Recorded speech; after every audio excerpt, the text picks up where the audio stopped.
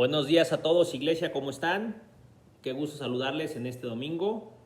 Pues el día de hoy les voy a compartir el Salmo 5.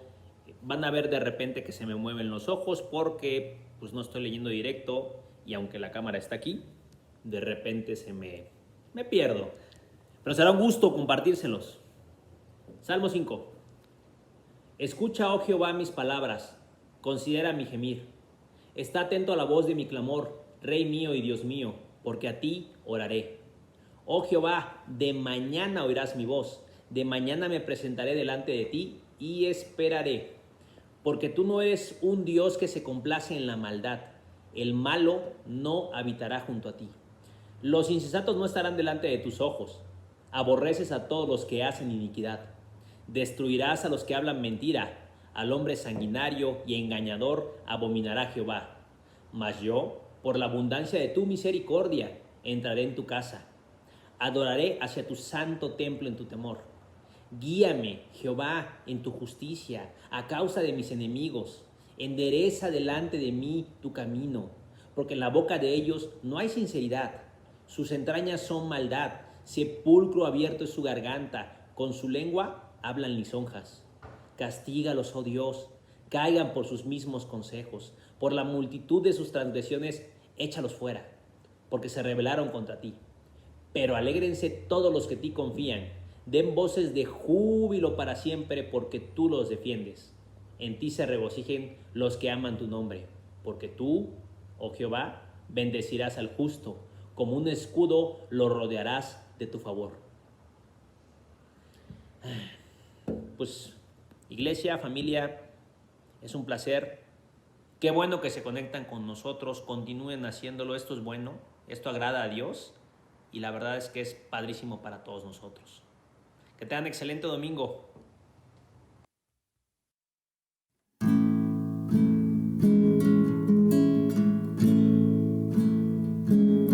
Jesús el Señor, el precio pagó su vida por mí.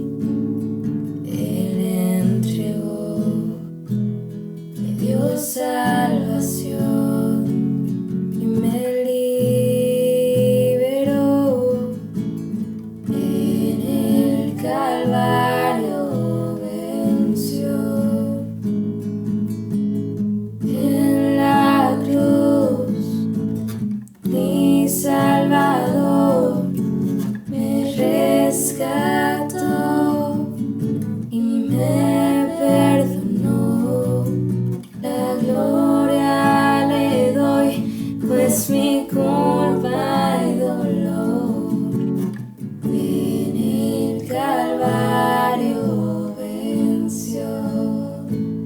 No existe poder ni autoridad que de su amor me pueda apartar. Su fidelidad nunca me fallará. En el Calvario venció. En la cruz, mi Salvador me rescató y me perdonó. La gloria le doy, pues mi culpa y dolor en el Calvario venció. Solo su sangre mi corazón limpió.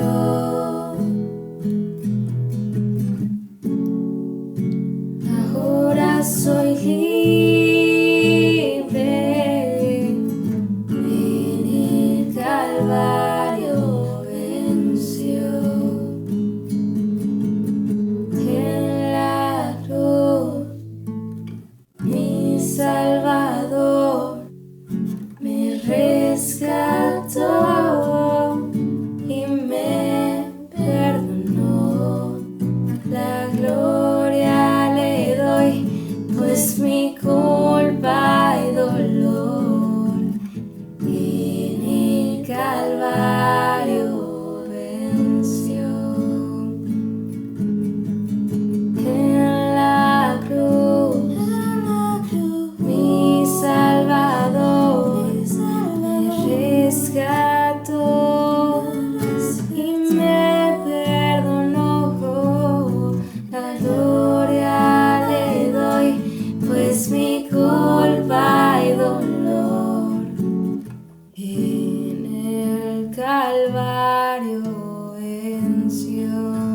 En el Calvario venció. En el Calvario venció.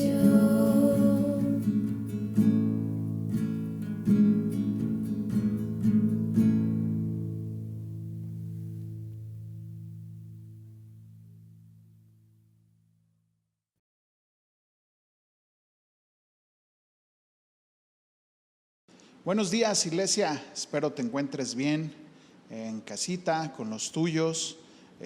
Y pues seguimos orando para pronto poder estar juntos y que no te haga falta nada, que estés bien. Y ya sabes, como cada 8 días, si tienes alguna necesidad o alguna petición de oración, háznoslo saber y con mucho gusto tanto estaremos orando como de alguna forma, si podemos hacer algo, con muchísimo gusto lo haremos. Y pues bueno, vamos a continuar con este maravilloso estudio de esta bellísima carta de Hebreos o a los Hebreos, que ha sido de mucha bendición. Y nada más para ponernos en contexto, seguir recordando que esta carta está dirigida a personas que han estado pasando por tribulaciones, por aflicciones, y que han vivido ya a consecuencia de esta persecución y que algunos ya han tenido marcas, tal vez han sido torturados para dejar su fe en Cristo, y en consecuencia de ello algunos ya han decidido caminar hacia atrás, han decidido dejar su fe en Cristo para volver al judaísmo, y algunos viven una doble vida, ¿no? De repente podría ser que pareciera que son cristianos o que caminan como cristianos, pero realmente no lo son. En su vida diaria cotidiana no lo viven así. Y también están algunos considerando el regresar a su fe o a su creencia judía. Y entonces el escritor de Hebreos ha hecho durante varios capítulos, ha tratado con argumentos contundentes decirles que Jesús es mejor que cualquier ideología, que cualquier creencia, que es mejor que el pacto anterior que ellos consideraban como importante, y que definitivamente es importante, pero todo eso apuntaba al Mesías, y eso es lo que el escritor de Hebreos les está queriendo decir. Y la semana pasada vimos cómo ahora apunta al argumento de la fe, ¿no? Y cómo de la fe puesta en Cristo Jesús, más allá de la temporalidad de este mundo, de este plano, más allá de lo que podríamos estar viviendo en este mundo con adversidades, les exhorta a que pongan su mirada más allá de eso, ¿no? Así como aquellos que en el antiguo pacto, y a los cuales cita como ejemplo, muchos de ellos no recibieron pues lo que les fue prometido, sino que esperaron con paciencia, y algunos, como lo decía acerca de los patriarcas, algunos lo miraron de lejos y lo saludaron nada más, ¿no? Esperando que su recompensa no estaría en lo temporal, sino en la vida eterna. Y esa es la idea que les está proponiendo. Esto es todo el argumento que el escritor de Hebreos les está queriendo decir a estos hebreos. Y ahora va a pasar a culminar el tema de la fe, concluyéndolo con pon tus ojos en el autor y consumador de nuestra fe, que es Jesucristo, ¿no? Que es el que realmente nuestro máximo ejemplo acerca de la fe, o de lo que podríamos, de la verdadera fe, ¿no? De una fe plena, perfecta. Y pues ese es nuestro Señor Jesucristo. Y eso es lo que el escritor de Hebreos les va a decir en este capítulo bellísimo 12. Y pues bueno, ¿qué te parece si oramos? Leemos el pasaje y bueno, ya luego nos vamos verso a verso. Entonces vamos a orar. Padre, te pedimos que seas tú, Señor, esta mañana con nosotros, que seas tú en cada uno de los hogares, donde quiera que estemos.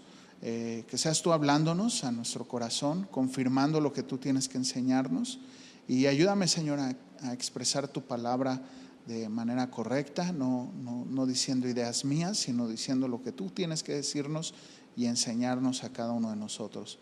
Sé propicio, Señor, a nosotros, que somos pecadores. Ayúdanos, Señor, a no ser solamente oidores, sino oidores y hacedores de tu palabra.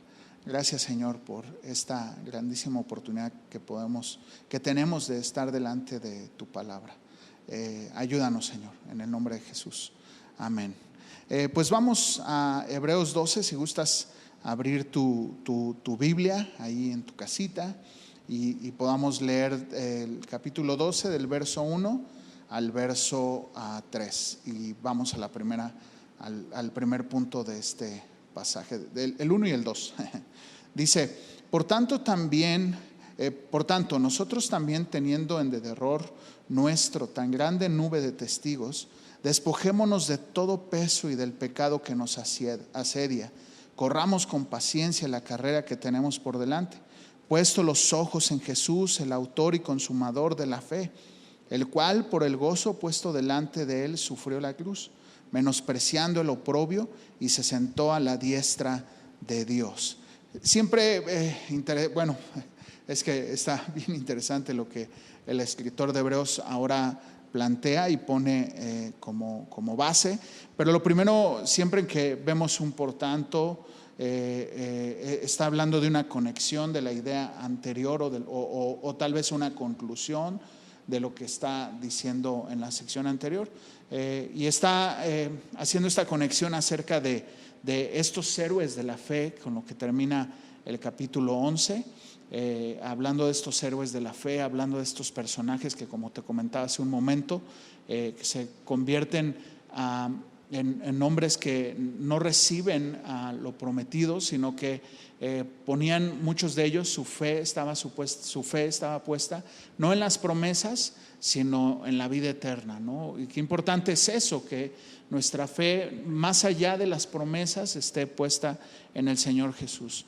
Y luego, después de haber mencionado a estos hombres o héroes, o como querramos llamarlo, ahora como que avienta la responsabilidad sobre de nosotros, ¿no? Sobre los oyentes, y dice esto: por tanto, nosotros también, teniendo en derredor nuestro tan grande nube de testigos.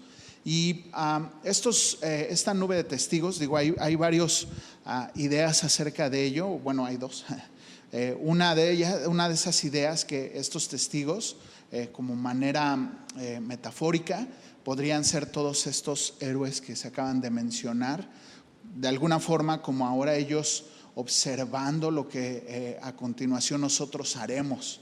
Pero definitivamente también hay otra nube de testigos alrededor de nosotros, que definitivamente son nuestros familiares, amigos, pues todas las personas que nos rodean y que no necesariamente conocen del Señor, y algunos sí, algunos no, y que ahora ellos son nuestros testigos y están observando pues el cómo caminamos, cómo vivimos esta nueva vida en Cristo, ¿no? Y de alguna forma hasta para cuestionar o cotejar, corroborar que realmente el Dios de la Biblia, el cual podríamos tú y yo estar profesando, sea real, y sea real en la vida de cada uno de nosotros. ¿Te acuerdas? La semana pasada vimos que la fe es una fe cotidiana, una fe que se expresa en todo momento, que se vive en el día a día de nuestro caminar en Cristo. No es una fe ahí espiritual, sobre espiritualizada, sino en acciones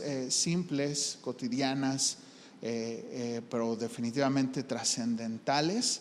Y esa es la verdadera fe. Esa es una fe bíblica, la cual se expresa como Enoc, ¿no? Que caminaba con el Señor día con día a través de una comunión con Él. Y ahora nosotros tenemos esta nube de testigos, ¿no? Definitivamente, de manera metafórica, estos héroes, pero de manera real y contundente, toda la gente que está alrededor nuestro. Ahora esos son los espectadores, y pone como esta idea, como si estuviéramos más adelante, bueno, aquí lo dice en el verso 1, la idea de correr una carrera, y lo pone como si estuviéramos en un estadio, y en ese estadio estuviéramos siendo observados por esta nube de testigos, por estas personas que nos rodean. Evidentemente Dios y la nube de testigos, gente que nos rodea, observando cómo ahora tú y yo corremos esta carrera, ¿no? De alguna forma,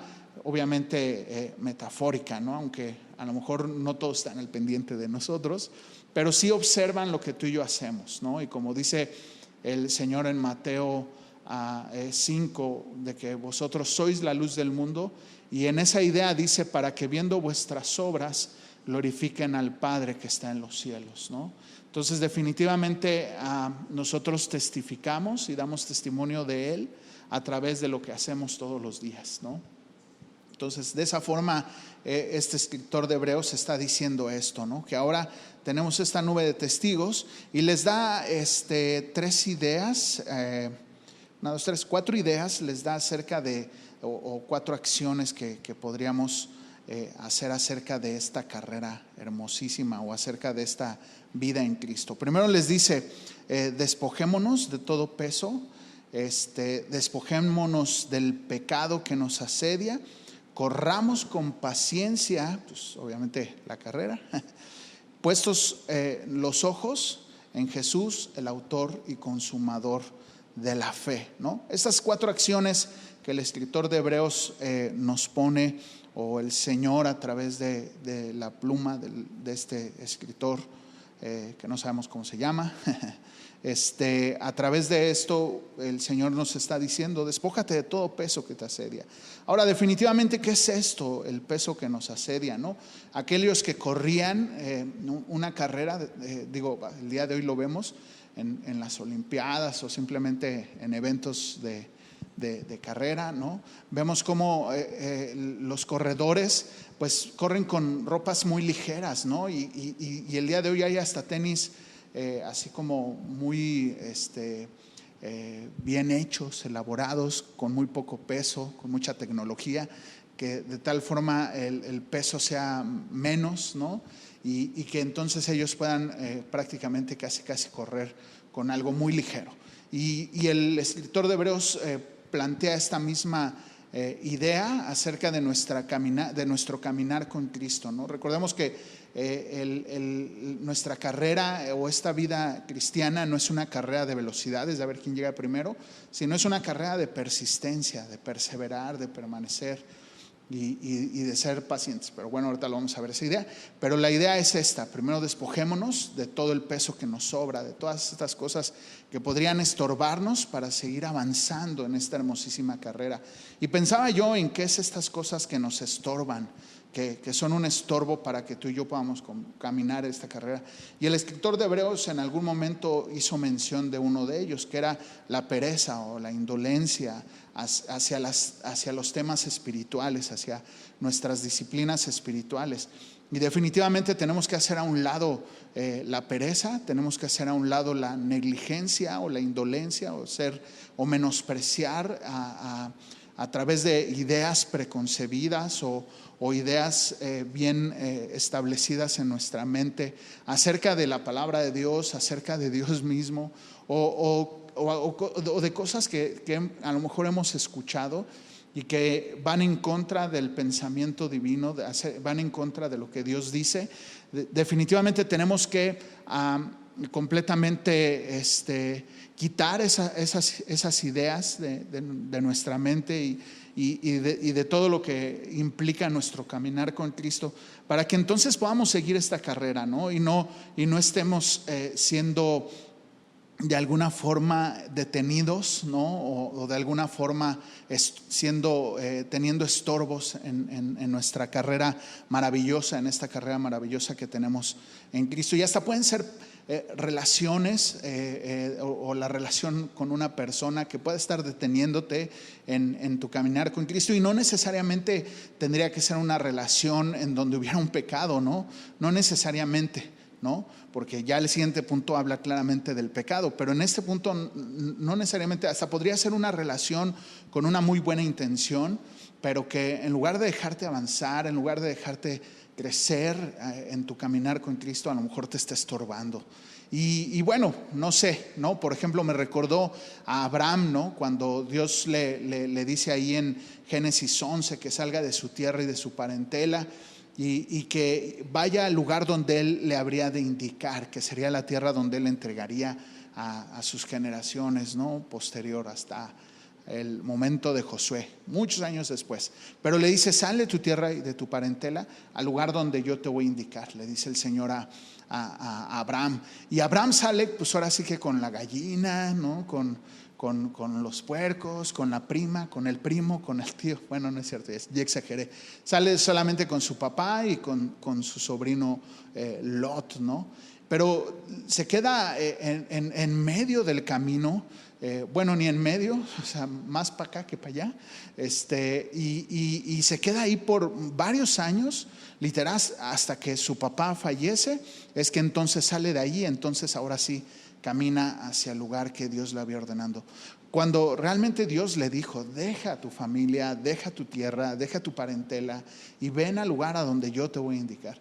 Y cuántas veces no una relación o una, pues una circunstancia, una falta de perdón, qué sé yo, alguna idea nos tiene detenidos, amarrados, sin avanzar en nuestro caminar con Cristo. Y pues el escritor de Hebreos nos está exhortando a que dejemos todo peso que nos estorba, ¿no? También me recuerdo, ¿no?, como cuando el Señor dice que si tuvieras fe como un grano de mostaza, le dirías a un monte: ve y échate al fondo del mar. Y la idea de ello es un hebreísmo en el que se está refiriendo no literal a un monte que lo agarres y que lo eches al fondo del mar, sino está hablando de una idea preconcebida o de alguna idea ahí arraigada acerca de pues específicamente en el contexto acerca de las cosas de Dios mismo, que si tuvieras fe, esas ideas preconcebidas serían muy fácil quitadas de nuestra mente, ¿no? Y qué difícil es, específicamente hablando de estas ideas, qué difícil es de repente deshacernos de ellas, ¿no? Y poder permitir que la palabra de Dios entre de manera plena y pues bueno, podamos caminar en esta hermosísima carrera en Cristo Jesús. A veces pienso que el deseo del amor al dinero, ¿no?, de repente o esa forma de cómo hacer las cosas nos tiene bien detenidos y bien arraigados, ¿no? La segunda cosa que propone el escritor de Hebreos es: despojémonos del pecado que nos asedia, ¿no? Dicho de otra forma, del pecado que tan fácilmente nos envuelve, o somos envueltos tan fácilmente del pecado. Y me recordó esto a Primera de Juan 2:16, que dice: porque todo lo que hay en el mundo, los deseos de la carne, los deseos de los ojos y la vanagloria de la vida, no provienen del Padre, sino del mundo. Y definitivamente, ¿no?, el pecado que nos asedia, el pecado que está ahí constantemente deteniéndonos, y no podemos seguir progresando, no podremos seguir avanzando en nuestro caminar con Cristo, y definitivamente también se convierte en un estorbo, en un lastre que no nos permite correr esta hermosísima carrera. Y el escritor de Hebreos nos invita a que quitemos este estorbo, que lo quitemos de nosotros, estos pecados, como lo veíamos en el capítulo 10, creo que fue, acerca del pecado deliberado, ¿no? Cuando pecamos de manera deliberada, con premeditación, alevosía y ventaja, que quites ese pecado para que entonces puedas seguir caminando en esta nueva vida en Cristo Jesús, ¿no? Y pensaba yo en esto acerca de los deseos de todo lo que hay en el mundo, los deseos de la carne, los deseos de los ojos, la vanagloria de la vida, que no provienen del Padre, sino que son del mundo, ¿no? Pero como los deseos de la carne son estos deseos que nacen de nosotros, que nacen de adentro hacia afuera. Y luego dice los deseos de los ojos, que son de los que salen de afuera hacia adentro. Y luego la vanagloria de la vida es todo lo que el mundo propone para que tú y yo seamos seducidos. Y todas estas cosas definitivamente que van en contra de Dios, ¿no? Y que tú y yo las hagamos a un lado para enfocarnos en el plan perfecto que Dios tiene para ti y para mí. en lo que Dios tiene para ti, para mí. De repente observo a las personas y aún en mi vida misma en algunas etapas, cómo me detuve por el pecado, me detuve por los deseos de los ojos o por los deseos de la carne, cómo me detuve en no seguir avanzando en mi caminar con Cristo, en mi carrera con Cristo, por estar abrazando un pecado y no poder seguir avanzando. Y de alguna forma, por un lado deseando avanzar y por otro lado estancado por mi pecado. Y yo observo a mucha gente así, queriendo avanzar en su caminar con Cristo, queriendo seguir en esta hermosísima carrera, pero así atorados, como con un ancla por causa de su pecado, ¿no? O esa ancla convirtiéndose en su pecado. Y pues yo te invito a que esta mañana tú puedas entregarle al Señor ese pecado, que por primera no seas indolente ni seas perezoso, que quites estas ideas preconcebidas de yo hago lo que yo quiero, como yo quiero, yo me acerco a Dios cuando yo quiero, ¿no? Estas ideas a lo mejor bien trazadas de hasta, quisiera yo decirlo con todo respeto, hasta de necedad, que a veces ahí creamos y formamos. Y luego pues también definitivamente todo pecado, ¿no? Si estás caminando a lo mejor en un adulterio, en fornicación, desobedeciendo a Dios, desobedeciendo a tus padres, siendo rebelde, que le pidas perdón al Señor y que puedas entregarlo y pedirle el perdón al Señor. No solamente es Señor, perdóname 1, 2, 3 por todos mis pecados y bueno, ya ahí quedó, ¿no? Ya me liberé de este peso, no, sino dejar ese pecado ahí, apartarte de ese pecado y seguir caminando, ¿no? Con un genuino y real arrepentimiento, ¿no? ¿Qué significa eso? Dejar el pecado allí, no volver allá y caminar hacia el otro lado. Cambio de conducta, que es arrepentimiento. Y eso es lo que el escritor de Hebreos está proponiendo. Despójate de estas ideas, de todas las cosas que te estorban, que pienso yo que fundamentalmente son ideas aquí bien clavadas, egoístas. Y la otra, pues el pecado, que nos asedia constantemente, que está ahí buscando atraparnos, hacer presa de nosotros, y que ni siquiera necesitamos buscarla. Como el Señor le dijo a Caín: he aquí el pecado está delante de ti, pero tú te enseñorearás sobre de él, ¿no? O sea, definitivamente Dios nos ha dado las herramientas preciosas, sus herramientas preciosas, estas armas divinas que nos ayudan a contrarrestar todo pecado, ¿no? Su palabra, la iglesia, su espíritu, una maravillosa comunión con él, etcétera, etcétera, etcétera. Tercera cosa que pone el escritor de Hebreos, si despojémonos de todo peso, es que ya me estaba brincando, y luego dice corramos con paciencia, ¿no? El tercer ingrediente, el primero, despojémonos de todo lo que nos estorba, despojémonos del pecado, y luego ahora dice corramos con paciencia, ¿no? El ingrediente tercero es la paciencia. Definitivamente necesitamos paciencia en esta carrera, ¿no? Y más cuando de repente esta carrera vamos ahí como a la mitad y vemos lejos, muy lejos la meta, de repente se convierte en ¿cómo le hago para llegar allá sin tener que esforzarme tanto, ¿no? Y definitivamente necesitamos paciencia, y creo yo que es uno de los ingredientes, todos necesarios, pero a lo que voy más complicados tal vez en nuestra cotidianidad, en nuestro día. Bueno, el pecado también, creo que todas son complicadas, pero me recordaba yo hace unas semanas, algún día yo fui atleta y corría allá en la Ciudad de México en el Autódromo Hermanos Rodríguez, y había una peraltada muy grande, muy larga. Y era más o menos como a la mitad de donde empezaba a correr, era como la mitad, y obviamente pues un circuito a donde regresabas a esa salida como la meta, ¿no? Y recuerdo que esa peraltada, que era larguísima, cuando comenzabas la peraltada, que ya llegabas así como cansado, veías al otro lado y decías, híjole, todavía me falta un chorro, ¿no? Y parecía, pues por más que ibas trotando, que no avanzabas mucho, que era poco lo que avanzabas, a pesar del esfuerzo que ya empleabas en ese momento. Y definitivamente en esos momentos lo que más necesitabas era paciencia, y al estar en medio no era viable el pararte y regresar, porque pues no había forma, iba a ser lo mismo regresar que seguir para adelante. Y sin embargo, lo que en esos momentos lo que se convertía en una lucha mental entre le avanzo, me paro, le sigo, y de repente era como, si me paro me voy a tardar más, me voy a cansar más, si me regreso pues es lo mismo.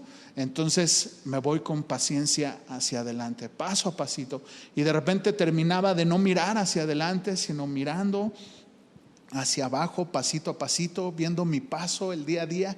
Y eso me recordó parte de la paciencia, lo que el Señor decía, que cada día traiga su propio afán, no estar considerando, ay, si voy a aguantar esto tantos años, voy a vivir esto tanto tiempo, sino pues que cada día traiga su propio afán. No sabemos si nuestra carrera va a durar muchos años, si nuestra carrera va a terminar en breve, no lo sabemos, eso solamente sabe el Señor, y lo único que podemos hacer es estar conscientes del día de hoy, de honrar al Señor hoy, si mañana despertamos, el día de mañana, y como el siguiente punto lo dice, ¿no? Puestos los ojos en Él, mirándolo a Él.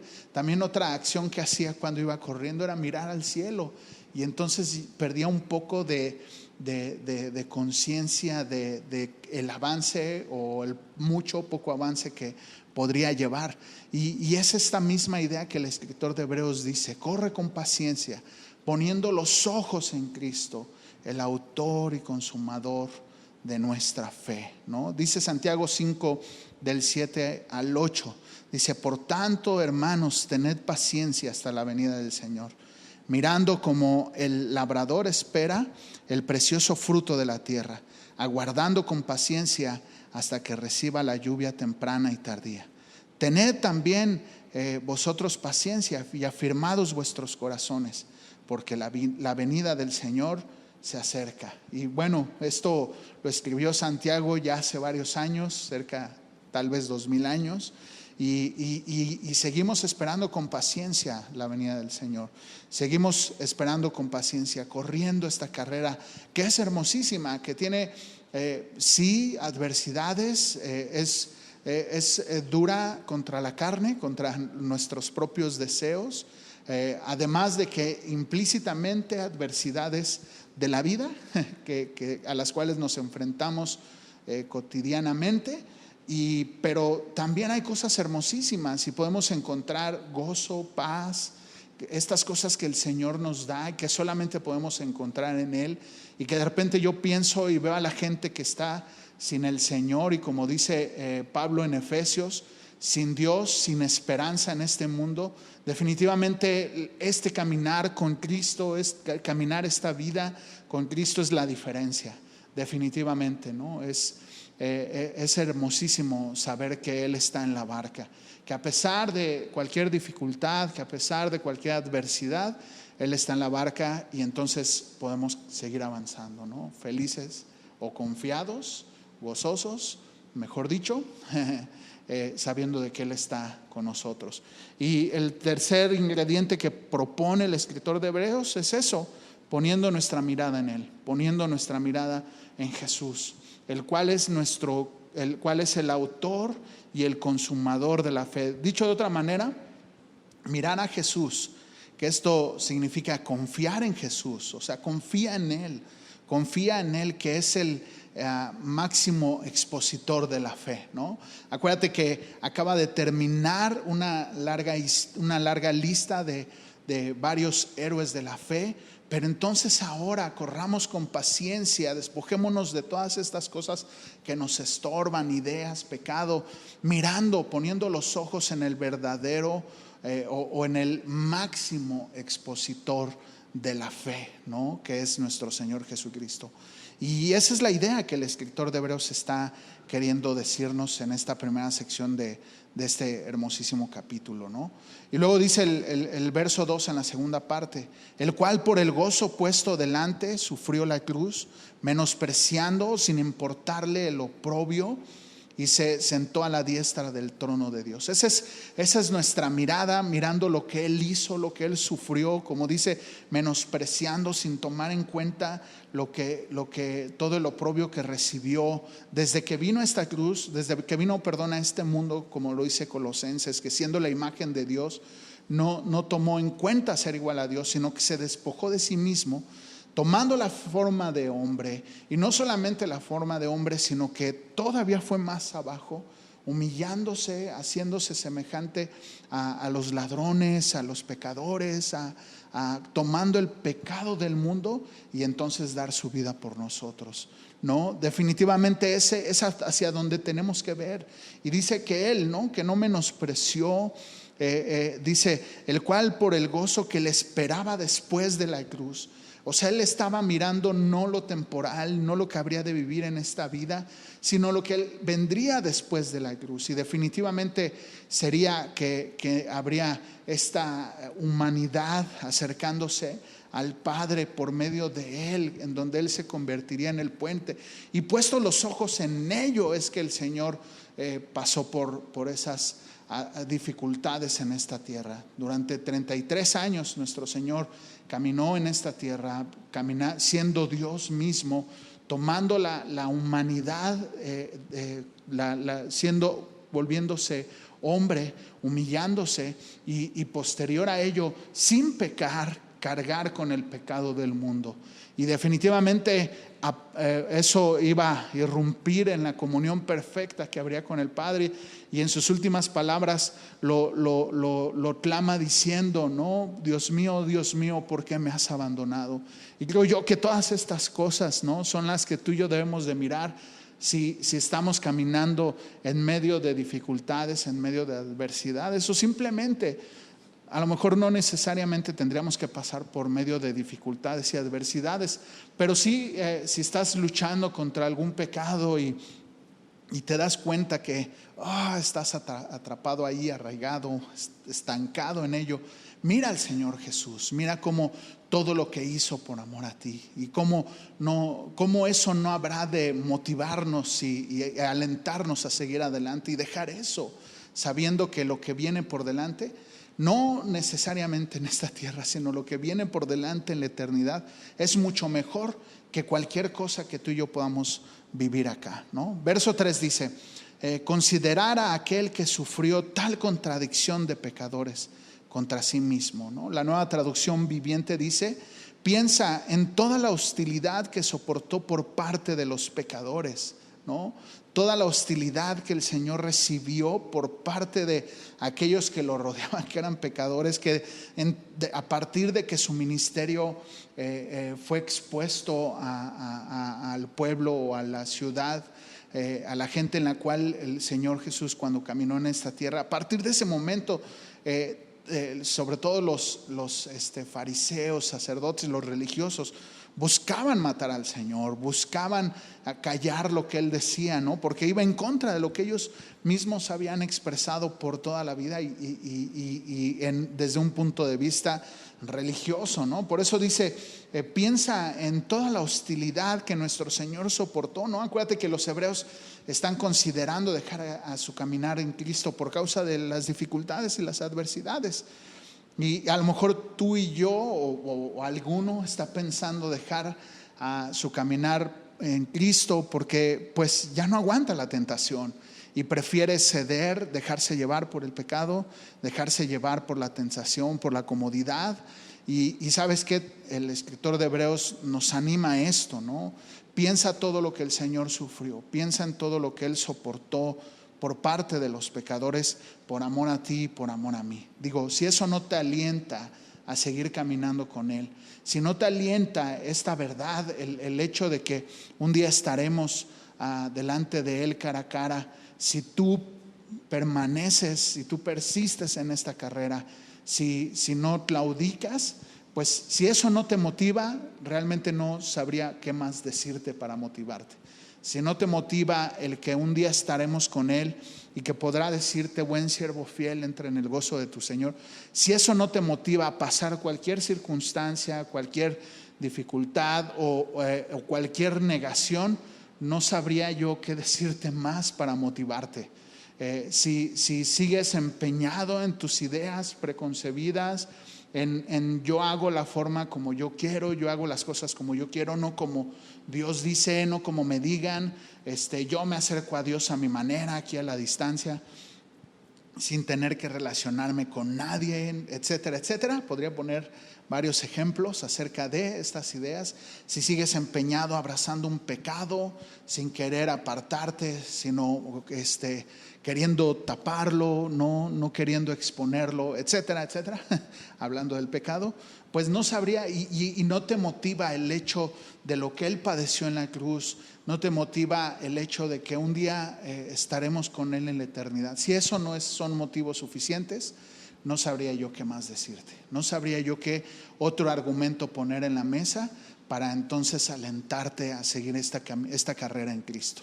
Definitivamente el mayor aliento que tenemos tú y yo es la eternidad con Él y lo que Él sufrió por nosotros en la cruz. Ese debe ser nuestro mayor aliento para seguir esta carrera.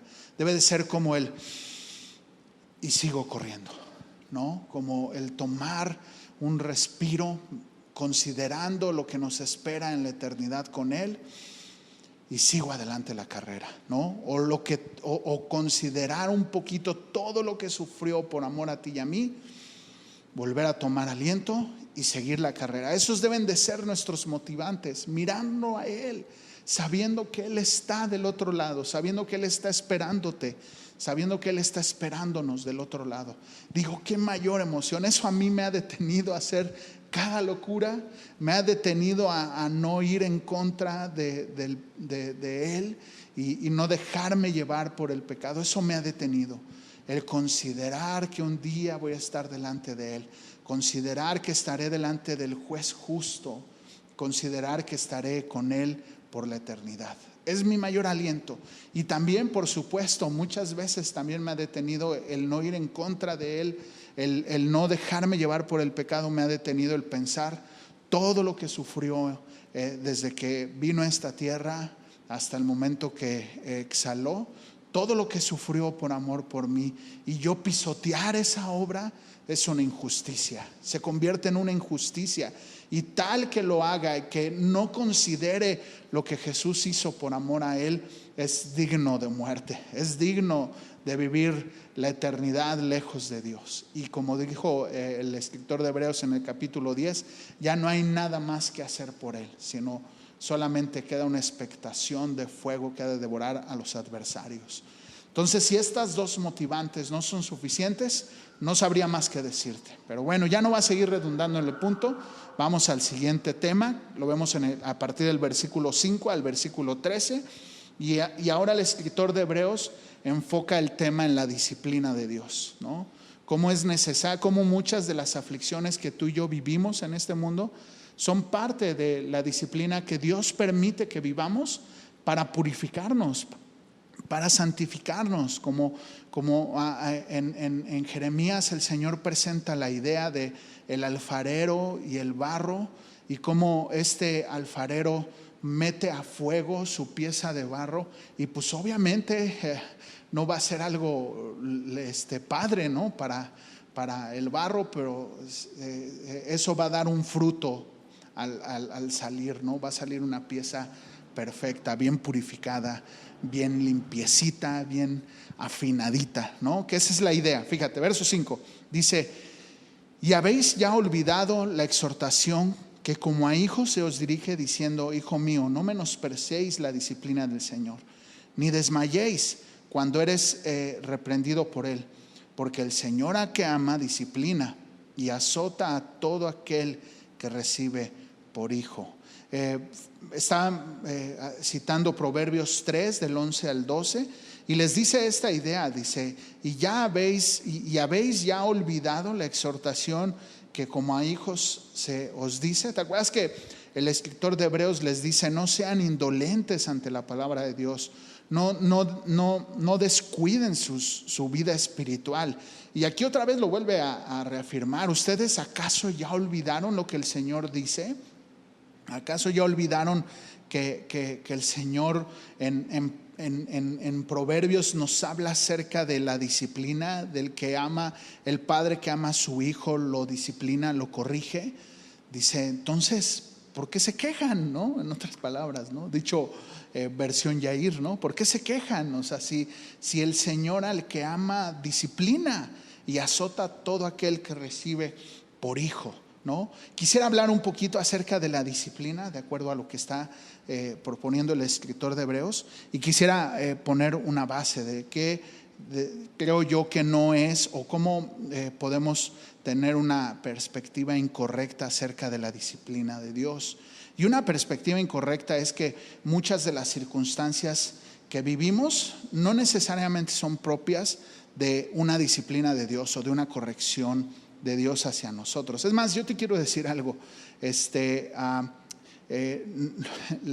cualquier circunstancia que tú y yo vivamos en esta tierra, difícil, adversa, sea por causa de la disciplina de Dios, sea por causa de nuestras consecuencias, sea por causa de la vida nada más, ¿no? de que nos enfermamos porque pues, estamos en un proceso de degradación a causa del pecado, cualquiera de las causas que sean, y la más grave que sea, nunca se va a comparar con el justo juicio de Dios que será en el día final. Nunca se va a comparar. No hay punto de comparación. Ninguna de las circunstancias que tú y yo vivamos, sin importar la causa, y la disciplina que el Señor pone en esta tierra es una disciplina que lo que busca es atraer su atención hacia nosotros. Por eso es que esta disciplina está buscando, o el principio de esta disciplina es el amor hacia nosotros. Definitivamente vendrá el día cuando será el justo juicio de Dios, donde la ira de Dios será derramada contra sus enemigos. Pero todo lo que vivamos en esta vida, mientras estemos vivos, será Dios queriendo atraer la atención de nosotros hacia Él. Y bueno, déjame termino la idea. Dice, muchas de las circunstancias que vivimos no son propias de la disciplina de Dios, sino son propias de la vida, enfermedades, muerte, desempleo. Y definitivamente Dios las usa para mostrarnos su amor, su soberanía, su poder, su provisión, su misericordia, o algún tema pendiente que podría ir a haber, etcétera. Y creo yo que Dios es especialista en reciclar circunstancias, ¿no? Romanos lo dice así, 8:28, y sabemos que a los que aman a Dios todas las cosas le ayudan para bien. ¿Y cuánto no hemos citado ese pasaje cuando pasamos dificultades, ¿no? Y que no necesariamente son causa de una disciplina de parte de Dios. Por eso es que quería decir, no podemos atribuir a cualquier circunstancia que tú y yo vivamos, Dios me está disciplinando. No necesariamente, simplemente podría ser parte de la vida, cosas que tenemos que pasar en esta vida, pero que Dios las usa para cumplir un propósito. Eso sí, definitivo, todo lo que nos sucede Dios lo usa para bien, ¿no? Como lo leemos en Romanos 8:28. Te decía, tal vez puede ser mostrarnos su amor, mostrarnos su soberanía, mostrarnos su provisión, su misericordia, o tal vez tratar un tema pendiente que ahí podríamos tener. Pero al final todo eso se convierte en una bendición, ¿no? Entonces es maravilloso eso.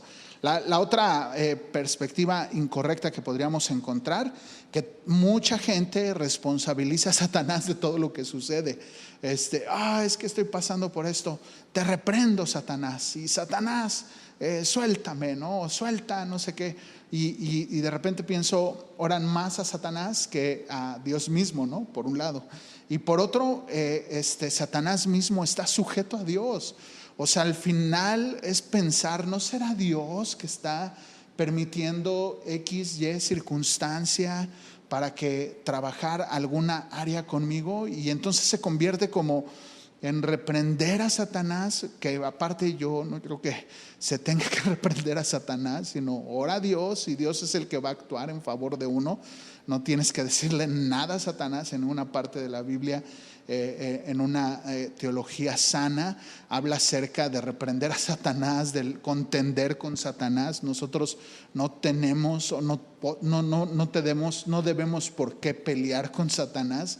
El que lo reprende es el Señor. Yo no tengo por qué contender con él. Pero bueno, definitivamente si Satanás estuviese detrás, tal vez fue lo único que está sucediendo es que es el instrumento de Dios para ejecutar X, Y, Z, como lo vemos en el libro de Job, ¿no?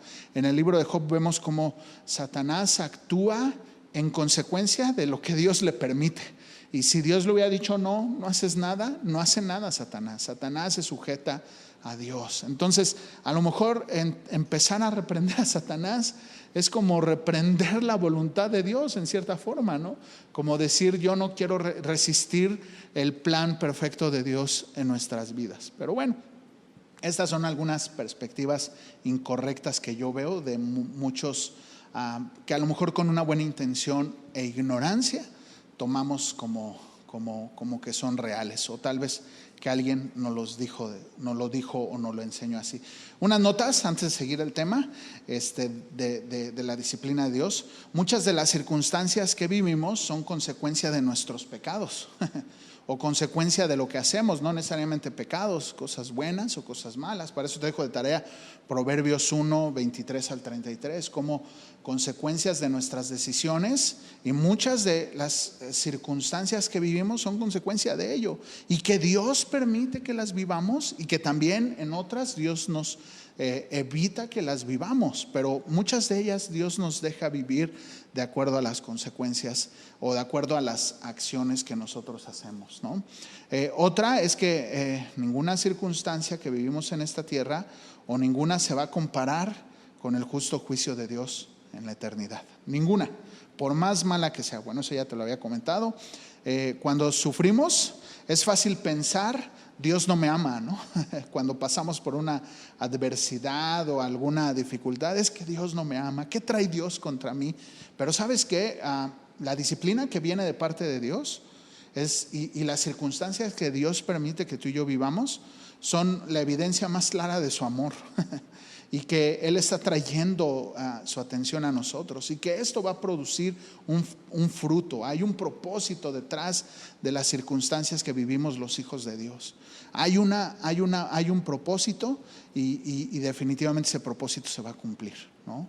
Aunque a veces, obviamente, como dice a la verdad, en el momento pues no es causa de gozo, pero trae un fruto. Ahorita lo vamos a leer.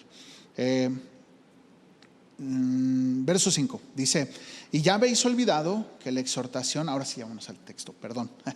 Y habéis ya olvidado la exhortación que como a hijos se os dirige, diciendo: hijo mío, no menosprecéis la disciplina del Señor, ni desmayéis cuando eres reprendido por Él, porque el Señor al que ama disciplina y azota todo aquel que reprende, ¿no? Esta idea ya la vimos. Y sabes qué, que mira, en 1 Juan 5:3 dice que sus mandamientos no son gravosos. Yo estoy convencido que los mandamientos de Dios son preventivos y son correctivos, ¿no? Buscan, el propósito de ellos son resguardarnos, protegernos, cuidarnos, amarnos, que vivamos lo mejor posible.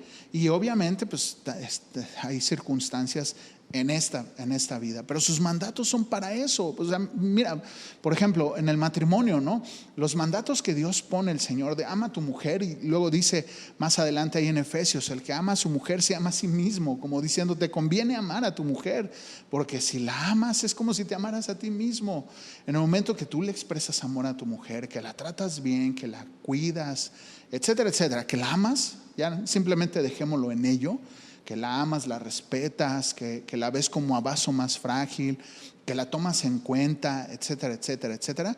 Entonces recibes de ella por default lo que necesitas de ella, ¿no? En fin, o tu mujer, ¿no? Sujétate a tu marido, respétalo. Y de la misma manera, entonces se convierte en un círculo virtuoso, ¿no? Estamos hablando de parejas cristianas, ¿no? Definitivamente, aunque no excluye a que tu cónyuge no lo sea, eso estamos de acuerdo, pero el proceso puede ser más largo, ¿no? Del recibir. Sin embargo, el mandato es: tú cumple con tu tarea, tú cumple con tu parte, ¿no? Y los hijos sujetos a los padres en obediencia, como al mismo Señor. Y eso te conviene, eso es necesario que lo hagas. Algún día serás padre y entenderás, ¿no? Entenderás cómo era eso que te decían tus papás, era necesario que lo vivieras, ¿no? Y bueno, al final de repente nos resistimos a los mandatos de Dios y a su voluntad, y obviamente pagamos el precio de ello, ¿no? Muchas veces Dios nos deja que vivamos las circunstancias adversas con el propósito de que la vivencia nos reafirme algún tema que en la teoría a veces no es suficiente. Y definitivamente pues también nos protege de muchas circunstancias adversas. Esto es una realidad. Dios muchas veces nos permite que vivamos, ¿no?, circunstancias, y otras nos limita, ¿no? Como el niño, algún día lo cité, que va a meter el dedo en el contacto, en la clavija, y interviene el papá, ¿no? Porque sabe que la consecuencia podría ser mortal. Pero en otros casos, si ves que el niño va corriendo y ¡paz!, se cae, pues hasta los papás, yo varias veces he visto papás dicen: déjalo que se caiga y que se levante, ¿no? Porque pues es necesario, es parte de la vida. Pero muchas veces Dios va a impedir circunstancias o consecuencias de nuestros mismos actos. En otros casos nos va a dejar enfrentarlas, ¿no? Y nos va a dejar que nos vayamos, como dicen, de cabeza contra las circunstancias. Verso 7, un acto de amor, ¿no? Si soportáis la disciplina, Dios os trata como a hijos. Porque ¿qué hijo es aquel a quien el padre no disciplina? Pero si os deja sin disciplina, de la cual todos hemos sido participantes, entonces sois bastardos y no hijos. Porque otra parte tuvimos a nuestros padres terrenales que nos disciplinaban y los venerábamos. Dice: ¿por qué no obedeceremos mucho mejor al Padre de los espíritus y viviremos? Y aquellos que ciertamente por pocos días no disciplinaban como a ellos les parecía, pero para los que no es provecho, para que participemos de su santidad. Es verdad que ninguna disciplina al presente parece ser causa de gozo, sino tristeza, pero después da un fruto apacible de justicia a los que en ella han sido ejercitados. Vuelve a reafirmar la idea de la disciplina del papá hacia el hijo, que al final dice, pues todos participamos de las adversidades, dice, ¿no? Dice, porque pues así es la vida. Pero el tema es ¿no? Si a nuestros padres que esta tierra nos disciplinaban y los respetamos en cierta forma, pues cuánto más no recibiremos y obedeceremos al Padre Celestial, y entonces, como dice aquí, viviremos. Y esa es la idea del escritor de Hebreos. Si tú y yo recibimos corrección de nuestros padres y aún así le seguimos amando, le seguimos respetando y hasta en cierto sentido en algunos momentos le seguimos obedeciendo, pues cuánto más al Padre Celestial no haremos eso, ¿no? Y como dice el verso 11, ¿no?, el cual se convierte como el centro de esta idea de la disciplina. Es la verdad que ninguna disciplina en el presente parece ser causa de gozo, sino de tristeza, o sea, nos duele, pero después da un fruto apacible de justicia para los que en ellos han sido ejercitados. Definitivamente la disciplina, la adversidad, las circunstancias que podríamos vivir son difíciles y no quiero minimizarlas ni mucho menos, podrían ser circunstancias difíciles. Digo, si las comparamos con el justo juicio de Dios, pues se convierten en nada. Aunque te digo, no quiero minimizarlas, definitivamente podrán ser tristes, dolorosas, etcétera. Pero no te quedes enfocado en la circunstancia, sino mira más allá de la circunstancia. Mira en el Señor, puesto los ojos en Jesucristo, el autor y consumador de nuestra fe, mirando el fruto que vendrá después de ello. Sí, como el Señor cuando le lava los pies a los discípulos, ¿no? Y Pedro le dice, no, déjame a mí lavarte los pies. Me imagino que debe haber sido un momento incómodo. Y el Señor le dice, no, Pedro, si no hago esto no tendrás parte conmigo. Y entonces Pedro, ahí un poco arrebatado como solía hacer, le dice, bueno, lávame todo. Le dice, no, nada más los pies. Y le dice, lo que hoy hago no lo entiendes, pero lo vas a entender. Y creo yo que muchas de las circunstancias adversas que tú y yo pasamos en el día a día, que Dios permite, definitivamente se convierten en esa idea. Lo que el Señor hace en ese momento que estamos en la adversidad, no lo entenderemos o no lo entendemos, pero lo vamos a entender después de, saliendo de la adversidad, saliendo de la circunstancia, lo vamos a entender. Y si no, el día que estemos delante de Él, podremos voltear para atrás y mirar y poder decir, valió la pena, todo lo que hubiésemos pasado valió la pena. Oseas 2:14 dice, pero aquí yo la traeré y la llevaré al desierto y hablaré a su corazón. Qué versículo tan maravilloso, Oseas 2:14.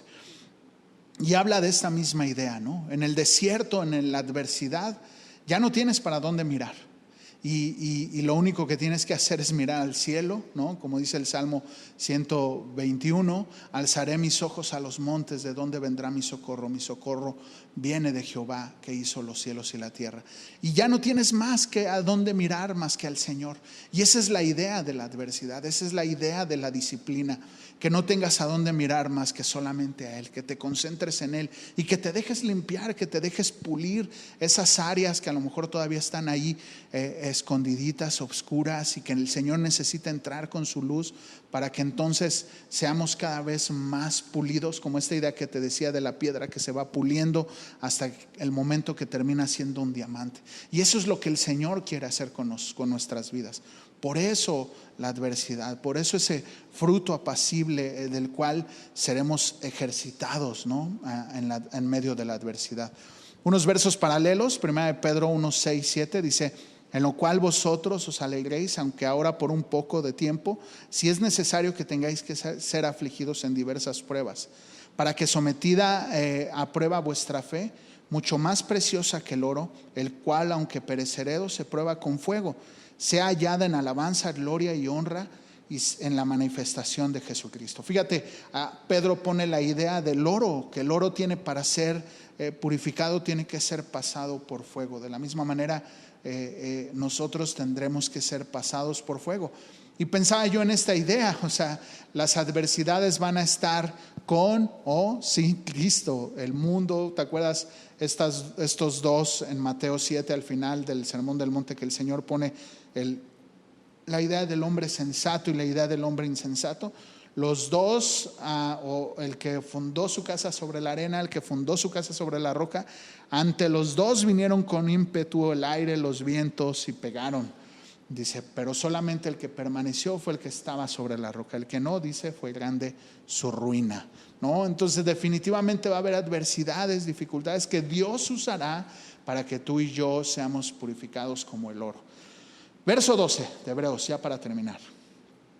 Por lo cual, levantad las manos caídas y las rodillas paralizadas, y haced sendas derechas para vuestros pies, para que el cojo no se salga del camino, sino que sea sanado.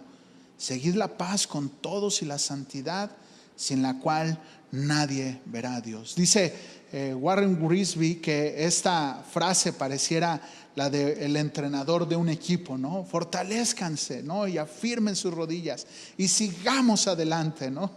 Y se me hace, sí, cierta, ¿no? O sea, termina el escritor de Hebreos concluyendo la idea de la disciplina, la idea de la fe, no mirando las circunstancias, sino mirando el resultado, no mirando el momento, sino mirando la eternidad, puesto los ojos en el Señor, el máximo expositor de la fe. Termina con esto: afirmémonos con Él. Definitivamente habrá momentos en donde las rodillas estén claudicando, cansándose, ¿no? Y las manos estén caídas y estemos a punto de desfallecer, pero mantengámonos firmes, puestos en Él, ¿no? Y termina con estas dos imperativos o mandatos: seguir la paz con todos y la santidad, sin la cual nadie verá a Dios. Y esto es consecuencia de ello, de lo anterior.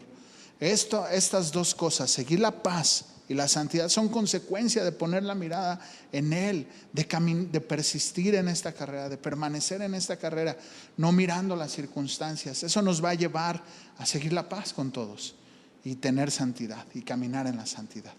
Por lo cual, bueno, pues para terminar, quisiera terminar, valga la redundancia, con esta reflexión de que camines con el Señor. Quitémonos de todo peso que nos asedia, quitémonos de todo pecado que está allí acechándonos y corramos con paciencia esta carrera. Si bien no han sido momentos fáciles, que propicia, ¿no?, esta sección para este tiempo, qué propicio. Los tiempos no han sido fáciles, tal vez algunos perdieron el trabajo, tal vez algunos ya dejaron su caminar con Cristo. Pero ¿sabes qué? Los que permanecemos, los que seguimos y que tal vez hemos dudado y que tal vez, como dice aquí, las rodillas se han cansado, los brazos están guangos, cansados, permanece firme en Él. No hay nada mejor que pensar que después de todo lo que vivamos, cualquiera que sea la circunstancia, Él estará esperándonos. Y no hay nada mejor que pensar todo lo que hizo por amor a ti y a mí, su sacrificio, su obra de vicaria, su obra de redención por amor a ti. No hay nada más maravilloso que tú y yo podamos hacer más que decirle: Señor, aquí está mi vida, haz con ella lo que quieras. Y ¿sabes qué? Ninguno de nosotros hemos padecido hasta la muerte a causa de eso. Ninguno de nosotros hemos padecido hasta la muerte por causa del pecado. Entonces pongamos nuestros ojos en Él, pongamos nuestros ojos en Él y sigamos firmes en esta maravillosa carrera al lado de nuestro Señor Jesucristo, ¿no? Sostenidos por Él. ¿Sale? Pues oremos y pues te invito a que te conectes a la célula esta semana y podamos seguir platicando, dialogando lo que esta sección de esta maravillosa carta nos ha hablado en esta mañana. Señor, gracias Dios por tu palabra, gracias Señor por lo que nos enseñas, gracias Señor porque eres bueno con nosotros y ayúdanos Señor a permanecer firmes en esta carrera.